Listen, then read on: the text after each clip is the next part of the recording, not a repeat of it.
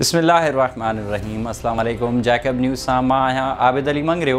पेश आहिनि हिन वक़्त जूं हेडलाइन। जैकबाबाद सिविल अस्पताल जा 91 पोस्ट ग्रेजुएटेड मेल तोड़े फीमेल डॉक्टर्स के गैर कानूनी तौर जिम्स अस्पताल हवाले करण खिलाफ young doctors association, Pakistan paramedical association ऐं पैरामेडिकल स्टाफ पारां गॾियल तौर doctor Ghazala Khan, doctor Hasan Raza Khoso, doctor Sibghatullah, doctor Vijay Kumar, doctor Ghanshyam, doctor Tufail Khoso, doctor Irshad Ghunio, doctor Javeria, doctor Midhat, doctor Mahwish, doctor Shazia, doctor Farheen, Aslam Gill, Yar Mohammad Mugheri ऐं ॿियनि जी अॻवानी में सिविल अस्पताल अंदरि एहतजाजी मुज़ाहिरो कयो वियो। इन मौक़े ते डॉक्टर्स जो चवणु हो त सिविल अस्पताल जैकबाबाद जा 91 डॉक्टर गैर कानूनी तौर जिम्स हवाले करे सिविल अस्पताल के हथ वठी तबाह कयो पियो वञे। जिम्स में मुक़रर कयल सिविल अस्पताल जे समूरे डॉक्टर्स के फौरी तौर वापसि कयो वञे ऐं सिविल अस्पताल जा गैर फ़ाल बणियल समूरा शोबा फ़ाल बणाया वञनि त जीअं सिविल अस्पताल पंहिंजी पुराणी साख बहाल करे सघे, जंहिंसां जैकबाबाद समेत भरपासे जे इलाइक़नि खे बि सिहत जूं सहूलतूं मिलंदियूं।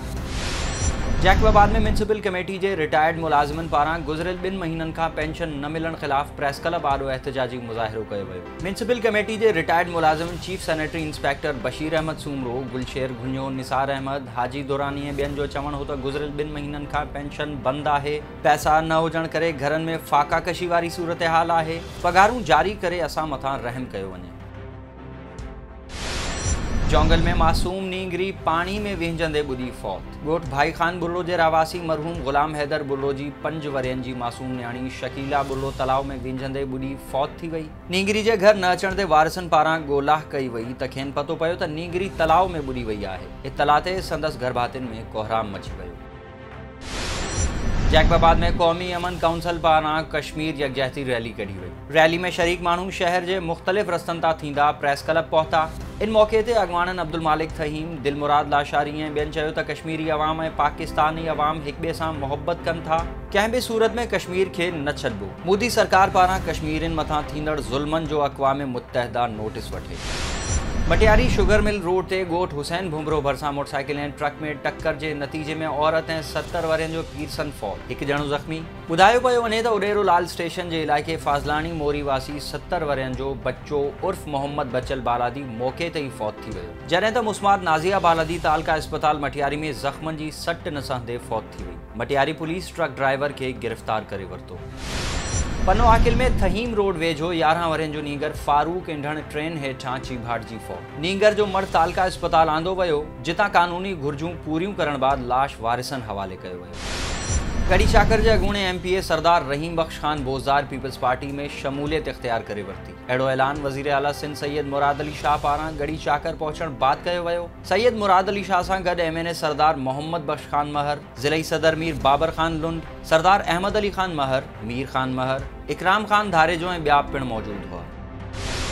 इंडिया जे शहर चौधपवी में शाहपुर चाकर खां रोज़गार सांगी वयल भील बिरादरी जे ॿुढो भील समेत 11 मर्दनि, औरतनि ऐं ॿारनि जी मौत ख़िलाफ़ सिविल सोसाइटी ड्रिगड़ी पारां प्रेम राठौड़ कोहली जी अॻवानी में मेन मोहम्मदी चौक खां प्रेस क्लब ताईं एहतजाजी रैली कढी वई। इन मौक़े ते अॻवाननि चयो त भारत जे हुकुमराननि ॿुढो भील समेत संदसि ख़ानदान जे 11 घरभातियुनि खे हथ सां क़त्ल करायो आहे, जंहिंजो केस मक़तूल ॿुढो भील जी न्याणी मखणी भील जी फ़रियाद ते शादातपुर थाणे ते दाख़िल करायो वियो आहे।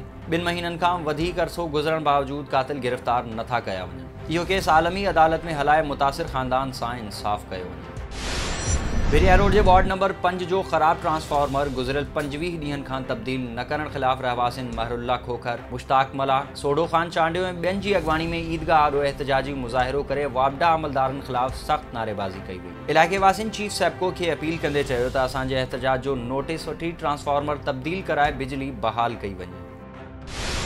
मटियारी में असिस्टेंट कमिश्नर मटियारी ऐं तालका एडमिनिस्ट्रेटर अब्दुल मजीद ज़हरानी जी अॻवानी में टाउन कमेटी खां प्रेस क्लब ताईं कश्मीर यकजहती रैली कढी वई। रैली में असिस्टेंट मुख्तियार का सैयद करार हुसैन शाह समेत सिविल सोसाइटी जे नुमाइंदनि ऐं शहरियुनि शिरकत कई।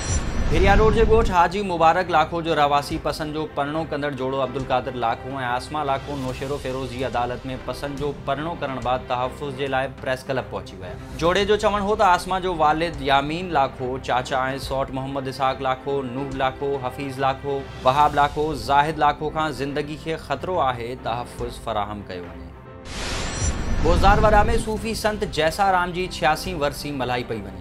दरगाह जे गादी नशीन सूफ़ी खैरूस साद हैं दरगाह सूफ़ी नसीर फ़कीर जलालानी जे गादी नशीन फ़कीर औशाक अली सूफ़ी अल कादरी गुलन जी चादर चाढ़ी। वरसी में सिंध पंजाब जे टीवी रेडियो जे मशहूर फ़नकारन सैयद इरशाद अली शाह, नंढो भागचंद, अयाज़ अली, एजाज़ ख़ास खली, मेहदी शाह समेत केतरनि नाले वारन फ़नकारन सूफ़ियाना कलाम गाए महफ़िल ते सहर तारी करे छॾियो। वरसी में शिरकत कंदड़न जो चवण हो त सूफ़ी संत जैसाराम सूफ़ी आज़म जो पैरोकार हो जंहिं इंसानियत जो दर्स ॾिनो आहे।